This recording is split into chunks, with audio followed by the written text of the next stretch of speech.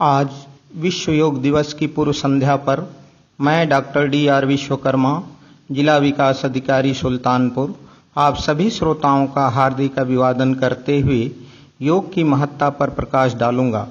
आज सर्वत्र आतंक, भय, चिंता, स्पर्धा और उत्तेजना का वातावरण विद्यमान है। व्यक्ति अनंत सुखों का स्वामी होकर भी दुख एवं तनाव के महासागर में डूबता जा रहा है।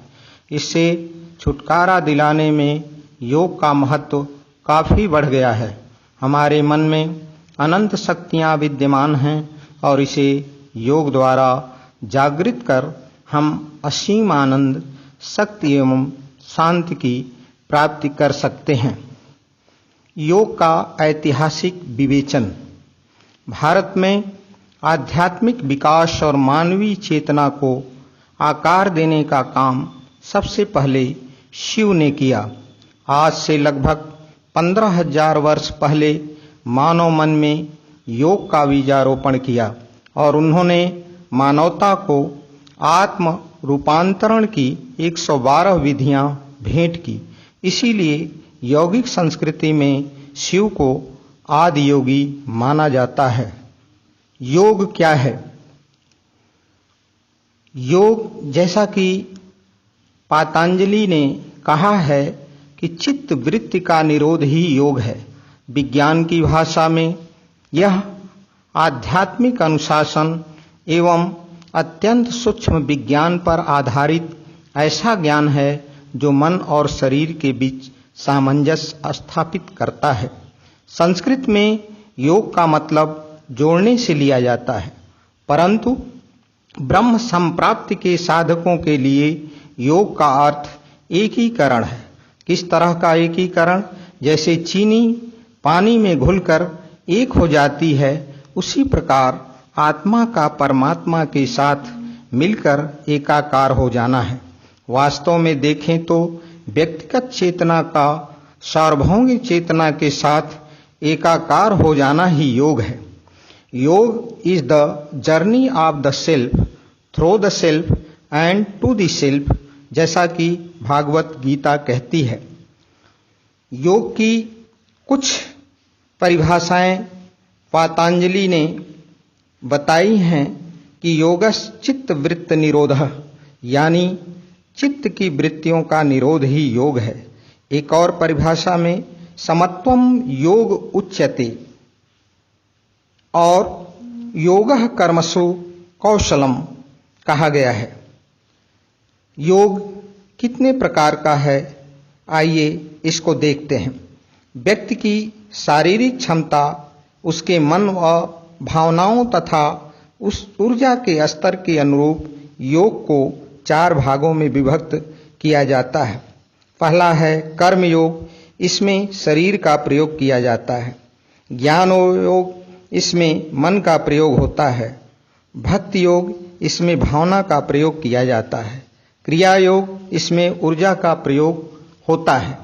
वैसे इसके अलावा पतंजलि योग, कुंडलिनी योग, हठ योग, ध्यान योग, मंत्र योग, लय योग, राजयोग, जैन योग, बौद्ध योग इत्यादि योगों की चर्चा भी हमारे और ऋषियों ने की है।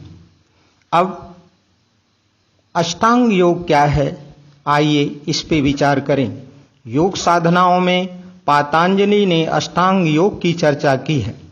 इसमें कुल 8 चीजों का वर्णन है। पहला यम। यम माने निग्रह करना। दूसरों से व्यवहार करते हुए जिन नैतिक मूल्यों का पालन करना होता है उन्हें यम कहते हैं।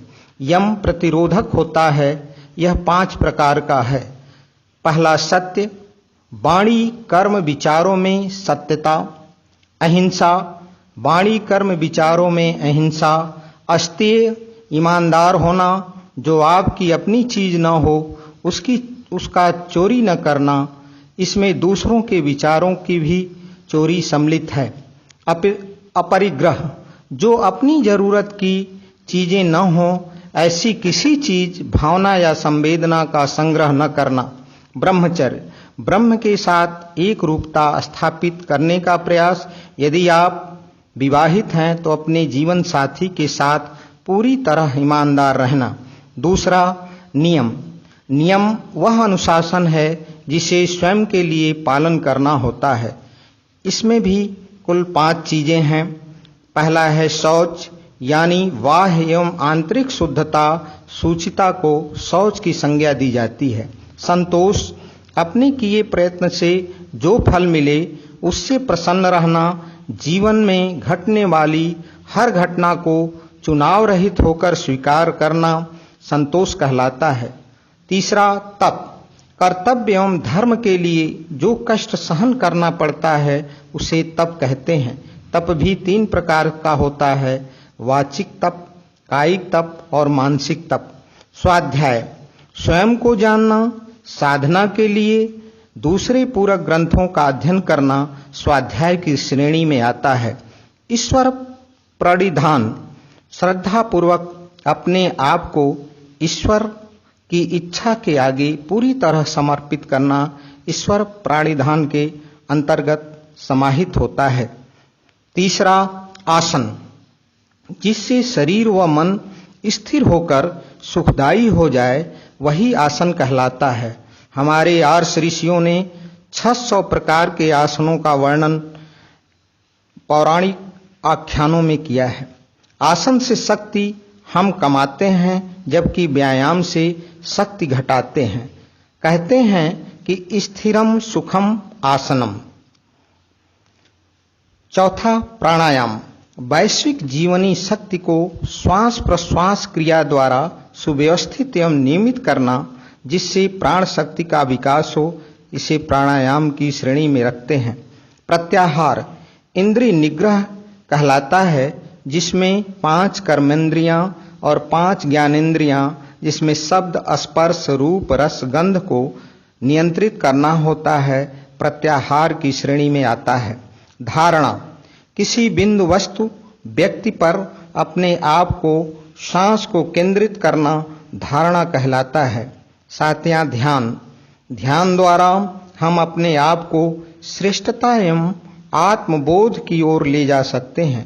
पराशक्ति का आत्मसत्ता में अवतरण ही ध्यान का मुख्य प्रयोजन होता है। इससे निषेधात्मक भाव कम होते हैं एवं विधायक भाव बढ़ता है। 8वां, समाधि है। मन की चंचलता मस्तिष्क की दिव्य क्षमताओं को निरर्थक कर देती है।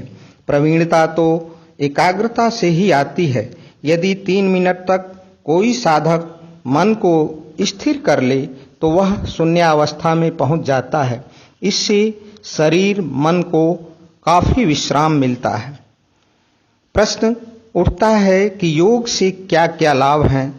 आपका शरीर वृद्ध हो, युवा हो, रोगी हो, दुर्बल हो, किसी भी हालत में आप योगासन कर सकते हैं। निरंतर अभ्यास से आप जल्दी शरीर पर नियंत्रण कर सकते हैं और अपने को स्वास्थ्य पूर्ण बना सकते हैं। कहते हैं, युवा वृद्धो अतिवृद्धो व्याधितो दुर्बलोतिवा अभ्यासाद सिद्धमाप्नोति सर्वयोगस्वतंद्रितः। धन्यवाद।